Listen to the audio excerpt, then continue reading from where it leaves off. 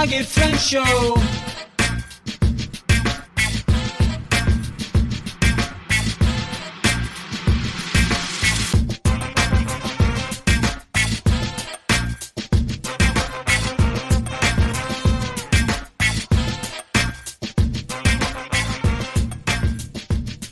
What's up, my Bloggy friends? Name is Ashley Grant here, and I just want to welcome you to the Bloggy Friends Show.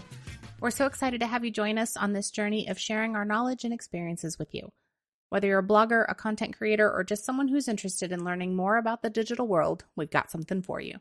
So grab your notebook and a pen to take some notes, or just sit back and take in all the amazing information and ideas we're about to share with you. Let's get into it. Well, Michelle, welcome to the show. I'm so excited to have you here. Why don't you tell us a little bit about what it is you do? Yeah, so I'm a travel blogger that has a blog called Travel Her Story. So I came up with the name because it's like history, but it's spelled with her. And I love history, but also wanted to tell my journey of traveling. So that's a little mix of both. I always like kind of dual names. That's awesome. When did you start your blog? So I started it like 12 years ago. I was working in TV at the time, but I had a job that basically, unless something broke, I really had nothing to do. And I had a friend back in high school who had started a blog, and she was like, "Oh, why don't you try this thing?" And I had absolutely zero idea what I was doing. I was just like, "Oh, I write stuff and people will find it." Nope. Definitely not how that works. Like I was writing blog posts that were like, "My fourth day driving across America." And I was like, nobody's Googling that. But it gave me the bug for like starting writing, basically. So I started that, but like I said, had no idea what I was doing. And I also was working a full-time job, and so I would travel very intermittently, so it wasn't really great as far as consistency. And I remember I kind of learned like some random classes, but like they just didn't give me the proper knowledge to actually take this seriously. And then it was about like a year and a half ago, I had left my job because it's kind of a toxic situation and was doing like a networking thing. And I met this guy who basically does like tour groups for photographers. So he'll take a bunch of photographers to like the Sahara and they'll photograph. And I was like, yeah, I used to have this blog, but like I don't really do anything with it anymore. And he was like, well, you're spending money having it up there, aren't you? And I was like, yeah. And he's like, well, give it a try. Like, at least make what you're spending on it. So this way it's not a loss. And I was like, yeah, he's right. Like, I have the time. I don't have a job right now. Staring at LinkedIn all day is kind of infuriating. You can only do that before, like, you lose your marbles. So I was like, I need a hobby anyway right now. So I went back in, but then, like, I actually really started learning about SEO this time rather than just kind of, like, throwing paint at the wall. And it started making money. Like, oh, okay, this is awesome. But Who knew? yeah, well, I was like, God, I wish I knew this 12 years ago. I probably was raking it back in for 12 years. But, you can't regret choices. You can only, do what you can. So, yeah, I started making a few hundred, and then I actually saw somebody on Threads post, like, what they're making for the month. And I was like, oh, well, that'd be interesting. Like, let me, like, do the math. Because we make a little bit here and a little bit here and a little bit here. You see it, but you don't really like calculate it. And then I was like suddenly like, oh, I'm making like $2,000 a month, like consistently. Like I was like, okay, this is like something I should like put more energy in. So that's how I went from very like not knowing what I was doing well to like 11 years later, finally figuring out what I was doing. Yeah, I'm still trying to figure it out, if I'm honest. I mean, yeah, I will say I have been doing this full time, like actually making full time income as a writer since, goodness, I guess you'd say I went pro in 2011 and I started making full time income in 2014, but not all of it was under my name. I started doing stuff for like other people's blogs. And so a lot of it was ghostwriting and things like that. What were some of your monetization methods for whenever you, I guess, got serious? So mostly where my monetization even today is ads and affiliates. Ads is kind of just nice. I kind of view it as backup money because if somebody doesn't buy something, at least they were there and like maybe I made a couple cents off them. But I really push for the affiliates. So hotels, activities, so like selling, winter's coming up. So I went to Finland a couple years ago and did all the winter activities like reindeer sleigh riding, dog sledding, aurora hunting, things like that. So selling tickets to that where you get commission. And then some product-based stuff. So like Amazon, like I'll promote what my hostel packing list is and, link to there. So if they buy the, towel or whatever that is in there, I get a commission off of that. So That's awesome. So in terms of ads, is it Google Ads or Mediavine? What are you using? So I used to be with She Media. That's what I was with actually like 8-9 years ago and never made any money off of of views.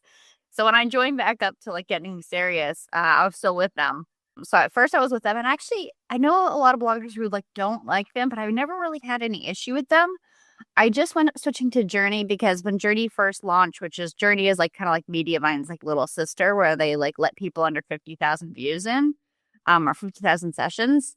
So I joined that, and then actually about a month or two ago, I got an email from Mediavine that I hadn't hit 50,000 sessions, but they were like, "We're going to invite you in," and I was like, "Oh, okay." And it was actually so new that I posted in a Facebook group, and I was like, "Is this real?" Like I checked the email, and it doesn't seem like a scam. Like, and didn't ask for anything weird, but like it was so new. And now they've started inviting more people in there under 50,000 sessions. But yeah, at first I was like, I don't know. I get it, man, because there's a lot of scams out there. Like it's kind of insane how many scams there are. And I've even had the people that'll send you a message and they're like, "We're gonna pay you $1,000. All you gotta do is put one post," and it's like, yeah, that looks really shady. I had somebody the other day that said they had like a company name in it because most of the time they don't have a company name. They're like, "Hi, I'm Tony and I want to, pay you to do this." And you're like, "Pay me to do what?" Yeah. Like, give me more details. Yeah. But this one had a company name and it said, and they were like, "Oh, we're going to give you like a 3-night stay and pay for your airfare to use our products." I like looked up the company name and like, then they didn't have any packages for America. Like they were all in like other continents. And I was like, "So you're going to pay me to do something you guys don't offer?" Like, so I emailed back basically saying like, "I don't see any of these things available on your website," and then no response. Oh God, you called it out. Yeah, I figured out their plan. Click Google. That's funny. And that's the important thing though, is that, as bloggers, especially today, we have got to be, doing our due diligence and being careful because there's a lot of bad actors out there. Yeah, and like years ago when like I said, I was not making money at all, I'd get emails like, "Hey, we want to promote our product and your thing. Can you take guest posts?" And if it was like somewhat travel related, like I remember one that was like on Dubai or something, and I've never been to Dubai, so I was like, "Sure, it's content on my website." It never ranked. Yeah. Like it was just nonsense they put together and put a link in it, like, and I wound up like being like, I can't do these anymore. Like it's just not worth it. The only times I do that kind of like link stuff is if it's like another blogger that I'm like, "Oh, okay, you like are actually in the same position as me. You're not just some weird company trying to promote their casino or whatever." Yeah, I have a pretty strict rule: no casinos. Like, and the thing is, it's like it's not I'm against gambling. I'm not against gambling, but I don't know, something about just putting a link to a casino. I don't, absolutely not. Yeah, no. And my other one, There are funny links for me. yeah, and Okay. the other one is Bitcoin. I will not promote Bitcoin, and it's not that I think that all of it's a scam, but I mean, a lot of it is. Well, there's a lot of Like, yeah. yeah, and like I'm sure you feel similarly. Like I don't know enough about a Bitcoin, so even if a company would be legit, like I don't know, and I don't want to tell other people it. Like, Yeah. Yeah, And just the fact that I know a couple people, I don't know them personally, but I know friends of friends that have lost significant amounts of money. Like one of the guys that I was talking to, a friend of his lost like $15,000 in a Bitcoin scam. And I'm like, yeah, I'm out. I don't want to play that game. And I know another one, he made 50,000, but it's like, you don't know enough unless you know enough. yeah. It was the saying, "You know enough to be dangerous" or something like that. I don't know enough to be dangerous, so. That's probably a good thing. So we'll stay in our lanes. So speaking of which, so when did you actually start making money? I know you said that you started like, finally making a couple hundred and then finally got to $2,000, but what was the timeline? What did that look like? So I started editing because I had like 100 blog posts or nearly 100 that were like from the olden days and I didn't know what I was doing in like March of 2024. And then I feel like it was like maybe like September that I was like, oh, this is like real money. So like 6 months, like, give or take a little bit, that I, really started cranking it up. And of course, like when you have almost like no views, it just looks like, Everest going up basically on the timeline of how many views. And then of course, at some point it starts like, tapering off or going down a little bit and stuff. And then you're like, oh, but again, I went from like almost nothing to like, I have 80 posts that I've edited. And now, my blog is like, oh shit, there's stuff to rank on Google. So yeah, so it was about, I would say 6 months and that was ending old blog posts, which took me like a couple months, and then starting to create new stuff. Okay. Well, just hearing 2024 is probably going to excite some of the bloggers that are listening right now, because I know several people that got hit hard by the Google Helpful Content Update, which I call anything but helpful.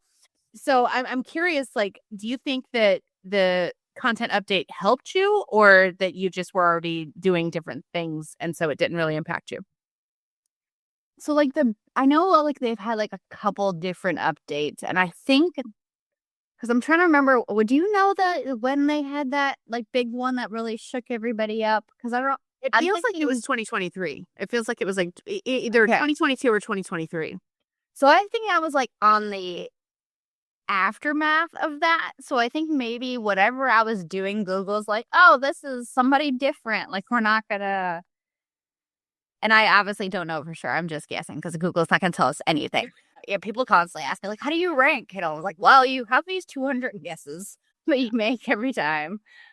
But yeah, so I think maybe I was just, because I honestly, when I started like retaking it seriously, I wasn't up on all the updates and all the changes and everything. I was just going, one of the big people that I learned a lot from is Nina, who owns She Knows SEO, who has a Facebook group it was exclusively for travel bloggers pretty much at the time, but now it's for like all bloggers, and learning a lot from her. And so, yeah, I think I wasn't even like kind of aware of it when I was restarting. I've obviously become aware since they've done other updates, and I've definitely seen like get affected from some of them. But like, luckily, it's like it'll like dip for a month and then it will kind of like figure itself back out. And I'm not going to say I've like cracked any code. I think it's just dumb luck some on my part, and just continuing to make sure it's actually things I give a hoot about. Like I said, like not posting random like Dubai articles from random guest posts. Like, I don't care about that. I've never been there. I have no skin in the game. But for instance, like one of my top posts is like an anti-theft purse I use all the time. So that's something I'm very passionate about. I know about it. I've used it for years. Like, I can talk very personally about it. So if I can't qualify that, then I just don't do it. And I think that kind of at EEAT for Google really likes, like, oh, she actually really knows about this and cares about it. So yeah, I know the A stands for authority, but I can't help but feel like it should be 2 A's, authority and authenticity, because that really does matter. I mean, like we've talked about the guest posts a couple times, and I do accept guest posts personally on my own website, but I mainly do it from a research perspective, because like I kind of like to see what people do send me so I can see what I want to play with. But I have a special category on my website that you would have to know what you're looking for to be able to find it, if that makes sense. So like all my guest posts are corralled in one spot on the site, but I don't know if that's the best way to do it or not, but I'm playing with it and just seeing kind of what happens. But so coming back to the helpful content update and Google and all the things, I'm curious, have you seen any impact because of AI? Because that's a big question that everybody's talking about right now. yeah, I want to say it was either in June or July this year that they turned on AI overviews for Europe, is what I was told. And like that month went half the income, like just sliced in half. And I know it was mostly the AI because my impressions were still great. So it wasn't like I lost rankings. It wasn't like, oh, Michelle, you lost the post #1 spot for this. That's why it tanked. My impressions were still pretty much the same as the prior month, but like all the click-throughs were like in the toilet, so like that tells me it's still on Google. Just people have decided not to click it. And why have they decided not to click it? Well, they're getting the answer above it, so yeah, so like for a month I like lost, and I was like, that month I was like, oh no, what am I gonna do, like this AI thing? And then it was like weird, like the next month everything went back to normal, and like knocking on wood right now, because I have just been like, okay, I'll take it, like what. So that was the only month that like AA really did me in. I'm sure it's still doing me in some format. I'm sure people are Googling, things to do in Paris rather than clicking on a blog post. But there's some of that I just can't control, like it's going to happen. So it really is. And so with that in mind, one of the things I'm thinking about really heavily right now, and I plan on interviewing a few people to discuss it, is how are you anticipating that you're going to need to promote your website outside of just trying to rank for SEO? So I do a lot of Pinterest is how I also bring in traffic. So Google and Pinterest are the two main drivers. I know a lot of people, as far as like AI, are like, oh, I really want to rank in where they note you as a source. If said, you're Googling things to do in Paris, and it has that AI box, then you click on it and it says, Susie's blog. Nobody's yet proven to me that actually gives them any traffic. So I've tested with it a little bit, and I've actually gotten myself to be sourced, credited, or whatever you want to call it up there.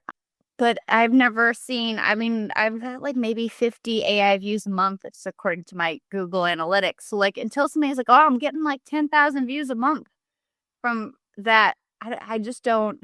And I get it if you're maybe like, I don't know, let's say like a big brand Marriott, where like you Google like the best hotels, to stay at, and like you want to be Marriott and that you show up in there. But for like me, like unless it's clicking through my blog, I'm like, I don't know, like why am I gonna waste the time? I can't disagree with that at all, because the unfortunate thing is, if they're getting the answer and not needing to click through, it doesn't do us much good. I mean, yes, of course, everybody wants that, feather in the cap of, oh, I'm showing up all the time. But if no one's clicking through, you're not making money. And so that's kind of one of the things that I've been talking to a lot of people about lately is like, okay, so do we invest in ads? Do we start an email list? Well, if we start an email list, then we have to buy ads to get the people to the email list. So it's an interesting game that we're all kind of playing right now. And there's a lot of guessing involved. Would you agree?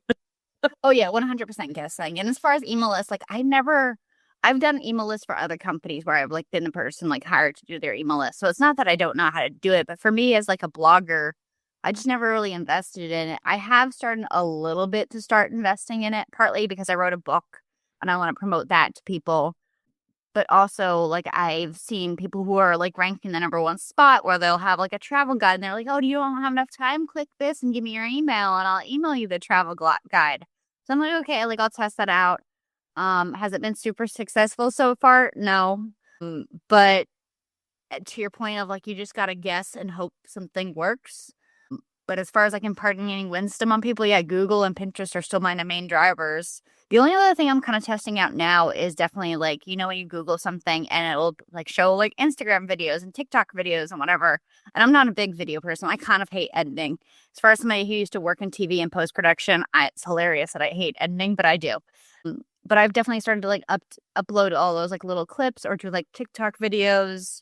I do mostly slides where I'll be like, things to do in Paris, and I'll do like, 15 slides of different things just to see if I start to rank. I have not found myself to start to rank yet. The only thing I've gotten so far is like some YouTube shorts. I've gotten like 1,000 views, but has that driven anything to my website? I don't think so. Yeah. Because I think it's similar to TikTok where you just kind of like scroll through and, not really, unless you're like really, really interested, you're probably not clicking on that person's profile. So it's all just like a game of testing different things. I've even started posting my like blog posts on LinkedIn because somebody was like, oh, you should create like a page for your company. And I was like, oh, okay. And has that driven anything yet? No. But, it's like one of those things where you're like, you got to test it for a few months and see if it works. Yes, that's the facts, man. One of the girls that I interviewed for a podcast on podcasting, she said that she gives 6 months for any test that she does. And, the funny thing is, it's like, as bloggers, sometimes it's like, well, 6 months could mean that, we're having ramen noodle packets instead of an actual meal. So it's a weird game. Well, I've had friends who are like, oh, I'm going to try blogging now that it's working for you. And I've told them all like, some people are going to like pitch that it's going to take like 2 weeks and you're going to be making like $5,000 a month. I was like, that was never realistic for me. Every so often I'll get a blog post that like immediately ranks, but more often than not, it's 6 months later that it's ranking on the page, And I've had blog posts that were like #1, and like I had one that like brought me in like $500 in revenue on just activities. Like I was selling like you can get this pass and you can go to like 5 different attractions. Well, they got rid of that pass. So since my blog post was focused all on that, my blog post like fell off, which as far as the Google helpful content update, that was actually, I thought I was like, that's pretty fair. It's no longer available. My post is now out of date. So of course I went in and like edited it to like make it up to date. And that was a couple months ago. And now it's finally on the bottom of page 1. Yeah, but I was like page 1. Yeah, well, it fell off page 1 for like those few months. So like I was not making the revenue I was before. That all that $500 was, when it was number 1 on the Google. And I had like the number 1 slot for like almost a whole year. I was like very proud. I was like, this is great, this is great. And then they got rid of that damn pass. Like, no. Yeah. But yeah, blogging is not like a short term, like I'm gonna make $1 million next week. Yeah. Like some people like snag. It is such a long game. And, that's kind of why I started diversifying myself of not just focusing on just my own website. I started working for other people. So I definitely get that you never know what's going to happen. So I'm curious, do you find yourself working for other people as well? Or are you really like zeroed in on just working on your own website? I mostly just work for my own. I have done a couple guest posts for other people. And that was mostly just try to improve my DA, domain authority, for anybody who's still learning blogging. But I didn't find it really worked. What I did instead was I found this company called Quoted. So there's Haro and another company where like journalists will pitch like, I'm looking for somebody who's been to Paris in the fall. I have questions, and you can respond and hopefully they pick you. I never really got any responses on Haro, but Quoted, you pay a monthly fee and you get access. Like I've gotten features in Travel and Leisure, AOL, Yahoo, I'm trying to remember, HuffPost. So like names we all know. It's not like, Joe's Taco Hut in the side where you're like, I've never heard of Joe's Taco Hut. And that's helped boost my DA a little bit. So I've spent more time doing that than anything. But I have actually gotten like a real job from this. Weird story, like last year I posted on LinkedIn my kind of like my blogging wings, and I was kind of hoping like, well, maybe somebody will see this and they'll hire me, it was like kind of like I'm gonna brag a little bit, maybe somebody will be like, oh, she knows what she's talking about, they'll hire me. And it worked. AAA, who does famously like car insurance and things like that for people, and you can get your car towed and stuff like that, but they also do have travel advisors. You can go to them and they'll help you book your trip. So they reached out to me and were like, hey, do you want to write some content for us? So I worked for them for a couple months last year, and then they unfortunately laid off all the contractors, which included me. So I was only with them for a couple months, but I actually started up as of last week with them again, writing some more content. So basically writing those like things to do in Paris so that you click on that, and then we'll use them as either for travel advising. So I'm very thankful that, my blogging has led to like real full-time money, even if it is just, contractor work. Absolutely. And the cool thing about it is not only are you getting income from a client, you're making money on something that you own as well. So it's like an in tandem thing. And I think it's good because it shows, any future employers or future clients that you're continuing to put yourself out there and that you actually, like you said, know what you're doing. And it's funny you mentioned Quoted because that's how you and I met. I was looking for podcast guests, and I am going to sign up for, in case Alex Sanfilippo is listening, I am still planning on signing up for Podmatch. But yeah, I've been playing with Quoted as well and seeing what kind of things pop from that. And I do have to say, ever since Featured took over Haro, I'm still getting pretty decent responses. It's not nearly as spammy, but the frustrating thing about Haro is that you still do get a lot of AI generated bull. So that's a big issue that I'm dealing with. But I'm curious. So you mentioned Pinterest, you mentioned Google, you mentioned that you're putting yourself out there on Quoted. Anything else you're doing to kind of drive people to find out who you are and where you are? Not really. I mean, I really don't love the social media. Like I said, I post now on like Instagram and TikTok mostly to see if I can rank on Google. Like I know I do not have the energy to be like create TikTok videos where you're like the hook at the beginning, like find out how I survived to this thing. And then it's, a 5-minute. I just don't have that patience. That's why I'm doing slides like 15 things to do in Paris. And it's just like images and it's like Eiffel Tower, Arc de Triomphe. And I'd rather angle myself as like I said on LinkedIn, where like I meet with like the AAA or stuff like that, and that's part of why I'm like posting my blog posts on there, is like hoping that like tourism boards would be like, oh, she really does like know what she's doing. And also, like, I don't know how long I'll stay with AAA. Like I said, contractor work, I would love to stay with them. They're a great team, but like maybe I'll go to Travel and Leisures. Maybe I'll go to somewhere else where, to your point, it was like tandem work so that, if the blog post isn't ranking for these couple months, I still don't have to eat ramen noodles. And I've met some lovely people on LinkedIn, a lot of other girls who are writing for like Business Insider and stuff like that, which they paid like a few $100 an article, and I haven't placed any yet. I've pitched a few times, like maybe like about half dozen times to different outlets. I've got one no from like from Teen Vogue, and then one other no. And I remember being like, oh man, I used to read Teen Vogue. I would have liked them.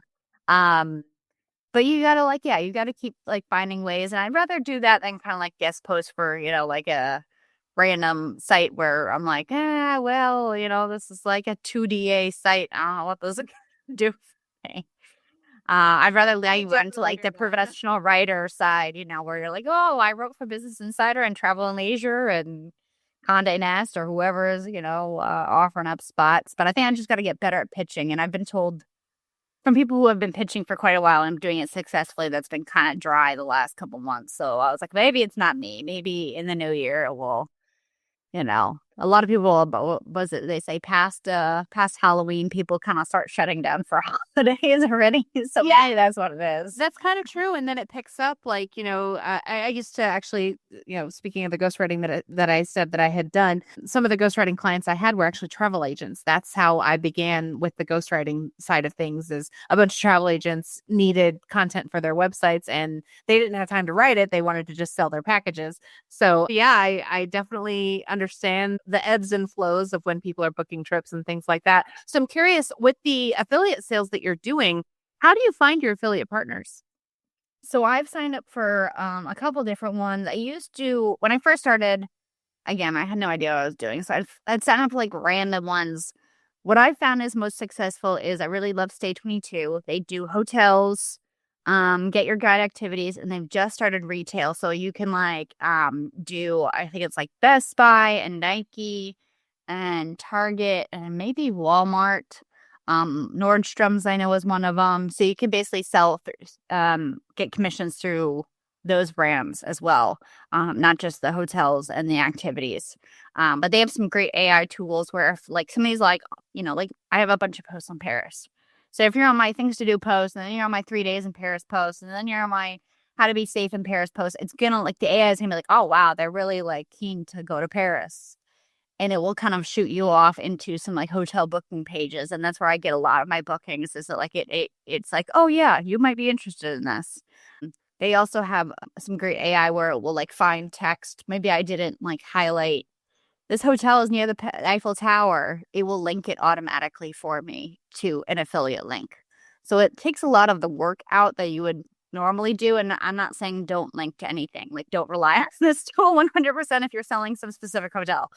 But it's nice, like a backup, right? Because if I like forgot something or they think text could be a conversion worthy, I guess I'll call it, it will highlight it for you. So I really like Stay 22. I've really enjoyed working with them. The other one I use is Travel Payouts. They have more variety. So you can do like car rentals, you can do Viator, TripAdvisor with them. You can do the hotels, you can do Get Your Guide. They even have, I think, travel insurance. They've got all kinds of stuff in there. That one I just like have never made as much money. I do O'Meal with them, which does like a lot of train and bus travel. I've made like a couple bucks on that, I think. I know some bloggers who really made bank with that one, but for me, Stay 22 has been better. And then I'll also like sign up for, I'm part of the Amazon affiliates.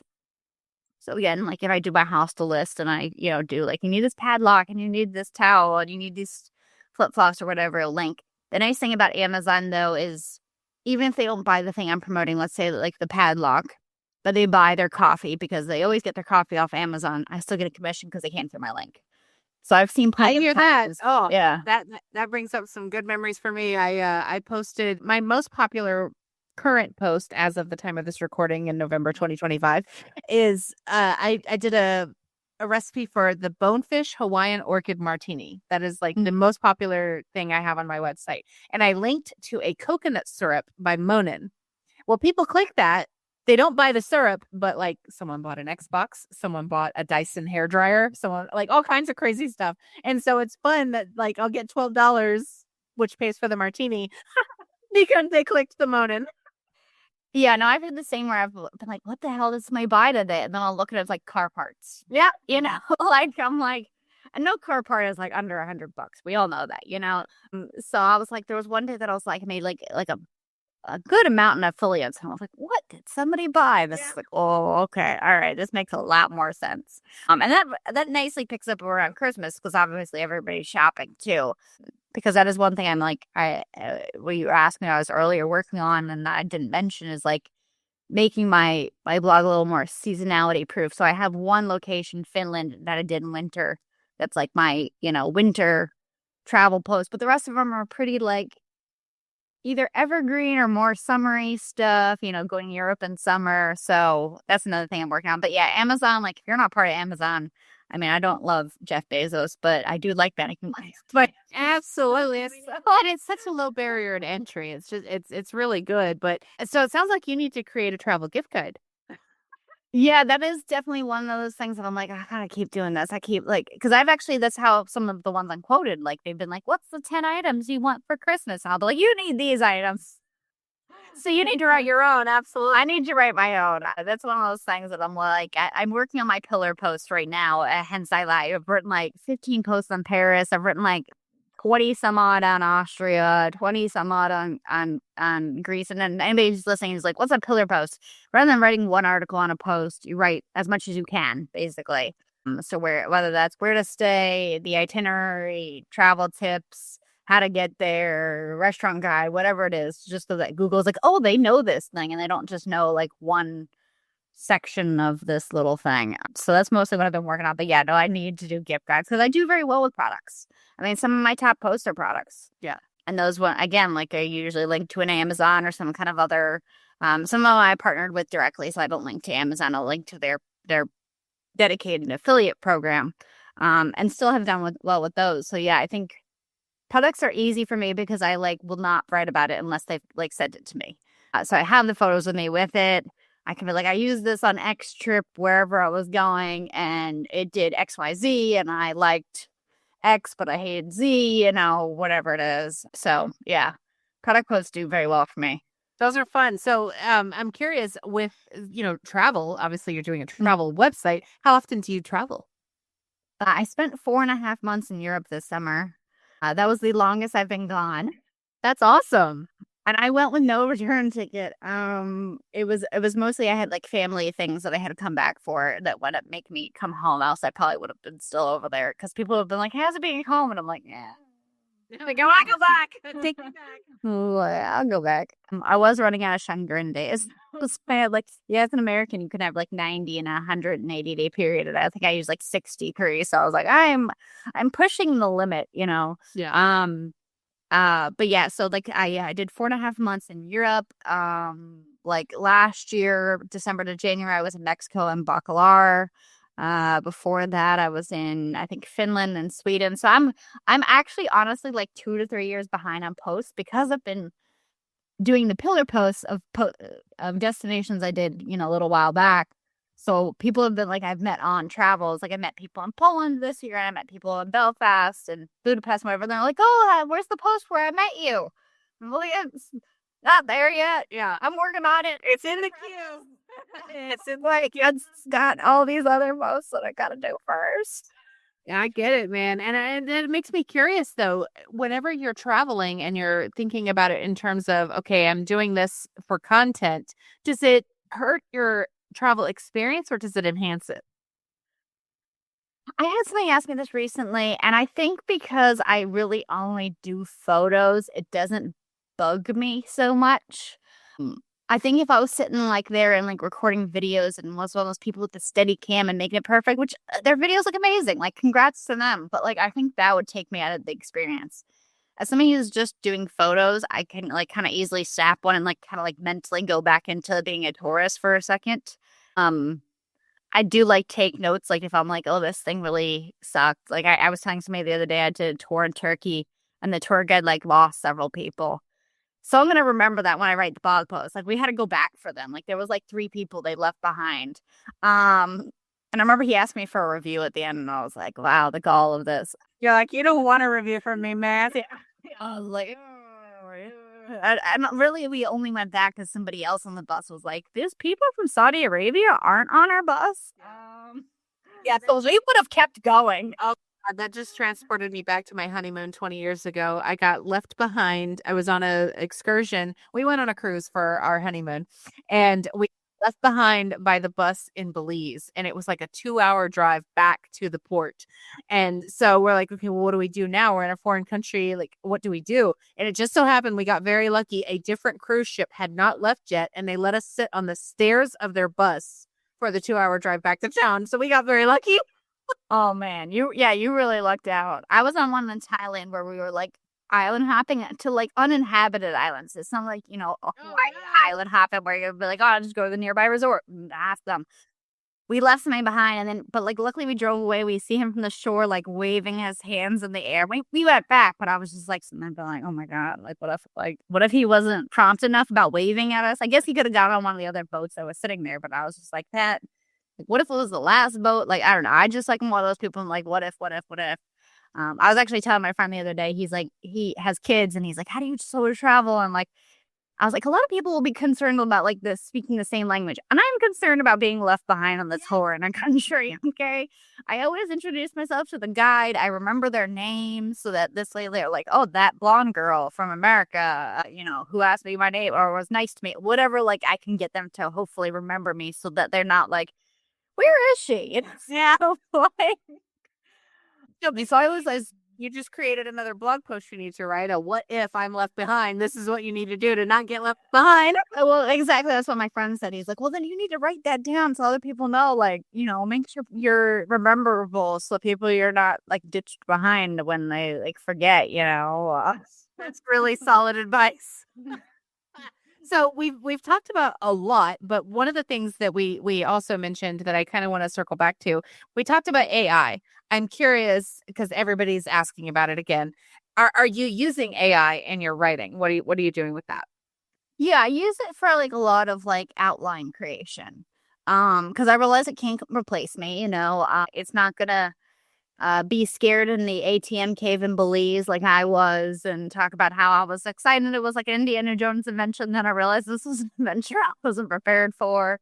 So just not going to come up with that stuff. It's not going to be lost on the island in Thailand, It's not going to be lost in Belize from the bus, But I will use it, like, I'll be like, hey, I'm going to write a post on how to be safe in Paris. Give me an outline of, like, what I should do. And, like, it'll give me, using Money Belt or something like that. But then I'm going to fill that out with, like, oh, I actually like, an anti-theft person. This is why, So I think it can only... If you're asking it, like, what's the weather in Paris in April, everybody's going to have the same answer. That's fine for me, in my opinion, at least. But yeah, if it's something like a little bit, and to the point I said earlier, like, for the posts I rank, it's usually like the very personal posts. So like I did the ATM cave in Belize, which there's like Maya sacrifices in this. So you have to go through like this watering cave and climb up into it and whatnot. That was a very personal post for me because I was like, I love Indiana Jones. I thought this was going to be amazing. And then I kind of like panicked a little bit because that's very personal. AI is not going to come up with that. Maybe they can guess, like, a lot of people don't do well in this cave. Like, they're not going to have my exact experience. So yeah, I really just use it, or I'll use it like I said, if I'm doing a lot of posts on Paris, I'm doing things to do in Paris, and then, an itinerary post in Paris. And I talk about the Eiffel Tower on both of them because obviously it's like the biggest landmark in Paris. I'll have it reword what I've written in the first post, just so it's not the exact same words. But I'm feeding it my content and going, hey, can you rewrite this? So that it's angled more to, or, how to be safe around the Eiffel Tower in Paris or something like that. So yeah, I don't just go write me a post on how to be safe in Paris and hit publish. I always reread it. It doesn't always sound like you. So, I have like a quirky... I'm very pop culture-y, so I'll like throw in pop culture references that it's just not gonna do. So yeah, I don't think it's like generate and publish. I think that's not it. I thank God, because I tell you what, that's one of the big things that I've been talking to a lot of people about is if you're going to use AI, that's fine. But don't forget, you still have to be a human. Yeah. Yeah. So one of the things that I'll do is I'll leave in the show notes. I wrote a blog post for GoDaddy about the importance of humanizing whatever it is you're getting from AI. There is a proper way to write a blog post using AI. So it's good to hear that you're doing it that way.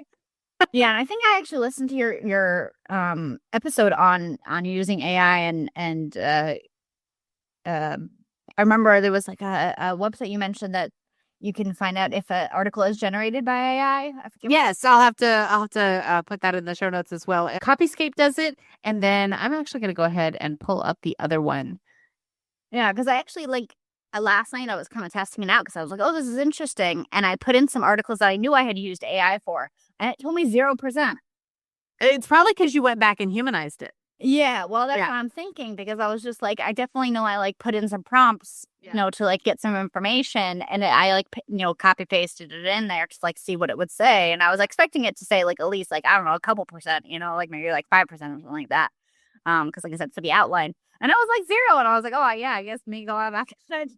It matters. It taking those extra couple steps. I mean, it really does matter. The website that that I've been using is writer.com/AI content detector. And then the other one that I have been using has been, like I said, Copyscape. And that one's a little bit more sensitive. So if you're trying to get the actual passages highlighted that may be most likely to be AI, it'll tell you which ones flag the system. But yeah, there's something to be said for if you're going to use a tool like an AI generator, at least please go back and fix it. Yeah.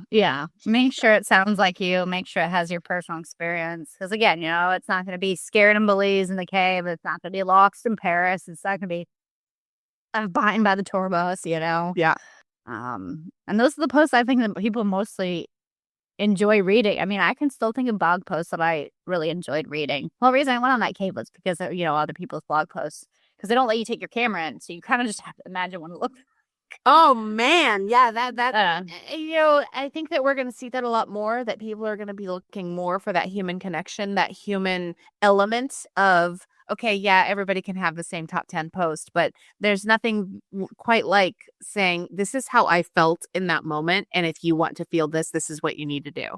Yeah. And I love writing those posts rather than anything else. I was telling my friend the other day, I was like, we went to Disneyland, and there's a Disneyland, the Matterhorn. Well, I went to go see the real Matterhorn this summer, but apparently I went too early. All I saw was white out. There was a blizzard up top. So I joked I've spent less money going to Disneyland and seeing the Matterhorn. That's awesome. Now, that's going to be a blog post somebody else is right, unless they've just happened to go in April to the Matterhorn and seen the blizzard too. But I'm saying, AI is not going to be been like, oh, by the way, you can go to Disneyland for cheap to see what's there. I only have a picture of me just in white sky behind. That's supposed to be 27 or 29 peaks there. I saw nothing. What are the odds? Oh man, no. It just sounds like a very entertaining blog post. Oh yeah, it's gonna be like this. So I was so excited going up the cogwheel train. I paid over $100 to go on this train, and guess what? Nothing. Saw nothing. All I could do was laugh with everybody else up top. Well, you know what? I gotta say, at least you walked away with a story and a laugh.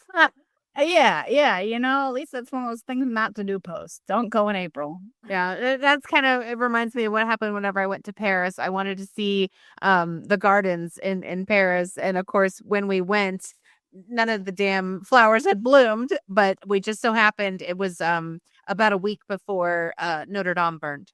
And so we went to Notre Dame, and as we're in customs in London, it's all over the news that it's burning. And I'm like, but we were just there. Yeah, it's wild stuff. So I love the fact that you are sharing your travel experiences. And so if people want to read your travel experiences, where can they find you online? So it's travelherstory.com. And again, her story isn't like history, but with her at the front of it. So is there anywhere else you want to direct people to that they can find you? All of my social medias are pretty much Travel Her Story, except for I think TikTok is Travel Her Story blog. So yeah, I think the rest of them, like Threads, Instagram, Pinterest, are all just Travel Her Story. Well, we'll share that all in the show notes. But before I let you go, you did mention that you wrote a book. What was the book? Yeah, so I'm a big Indiana Jones fan, and I kept wanting books like that. And there's a couple read Indiana Jones books, so I'm not trying to hate on them or all, but I wanted more. Like there's just not enough action adventure in my opinion. And so I wrote one that's very kind of Tomb Raider, Indiana Jones. I'm trying to get it published. I have an agent who wants me to resubmit in January, so now I just have to wait 2 months to January, which is a painful wait. But yeah, it was basically this woman who reclaims art and artifacts that are stolen. And she winds up, of course, getting, kidnapped or somebody who's after the same artifact. And that leads to this whole big, search for this Mayan artifact that she joins up with a ragtag team to kind of get there first. So it's a fan fiction. I love it. Yeah, kind of, yeah, a little bit like original characters. So I'm not using Indiana or Lara Croft, but very much in that vein. So if you like one of those two, or kind of Jumanji or any of those kind of action adventure things, it should be up your alley. So fun flavor. I love it. That just sounds fantastic. Well, I wish you much success. I hope that it gets published, and if nothing else, at least self-publish it, because it sounds like that story needs to be out in the universe. Thank you. That's awesome. Well, Michelle, I want to thank you so much for taking the time to chat with me today. And is there anything else that you want to share that I haven't thought to ask you yet? I don't think so, but if anybody has any questions, they're welcome to reach out. I usually answer a lot of questions on Threads, so that's why I do my monthly posts of how much I make. So if you're like, hey, how'd she do this? Feel free to reach out, or I can answer emails as well too. But Threads is usually where other people are asking questions. Sometimes you'll be inspired for another question. So. Well, that's fantastic for accountability, at least. Yeah, trust me. I will sit there and be like, oh no, this month is doing either great or terrible. So, hey, you know what they say: what gets measured gets improved. That's true. That's very true. And thank you so much for having me, Ashley. It's very enjoyable talking to you. I enjoyed it too. It was a good time. And bloggy friends, until next time, may your page views be high and your bounce rates be low.